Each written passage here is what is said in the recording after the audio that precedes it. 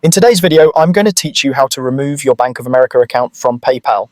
By the end of this walkthrough, you'll know exactly how to unlink your bank on both the PayPal website and the PayPal app, plus a few tips to make sure the process goes smoothly. Before we start, it's important to make sure there are no pending transfers tied to that bank account. Pending transfers can include withdrawals you've initiated from PayPal to your bank, deposits heading into PayPal, or any transactions that haven't cleared yet.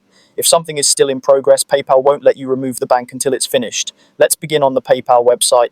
First, log into your account using your usual credentials. Once you're in, head to the Wallet section. Depending on your layout, you'll find Wallet along the top menu or within the main navigation menu. In Wallet, you'll see your linked payment methods. Locate your Bank of America account and select it to open its details. Here, look for the option labeled Remove Bank. Click it and follow the on-screen prompt to confirm. That's it. This action unlinks the bank from PayPal. It doesn't affect your actual bank account with your bank. If you prefer using the PayPal app, the steps are just as straightforward. Open the app and log in. From the main screen, tap Accounts. Find your Bank of America account in the list and select it to view details. Then tap Remove and confirm the removal when prompted. Once confirmed, the bank will be unlinked from your PayPal account.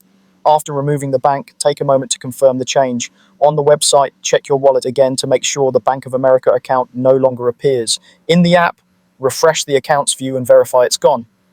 If you still see it, give it a moment and refresh. Sometimes it can take a short while to update.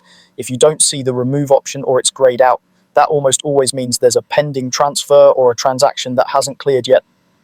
Wait for those to complete, then try again. Also, if you have recurring payments or payouts pointing to that bank, update those first to avoid interruptions. That's the entire process. Log in, go to Wallet or Accounts, select your Bank of America account and remove it.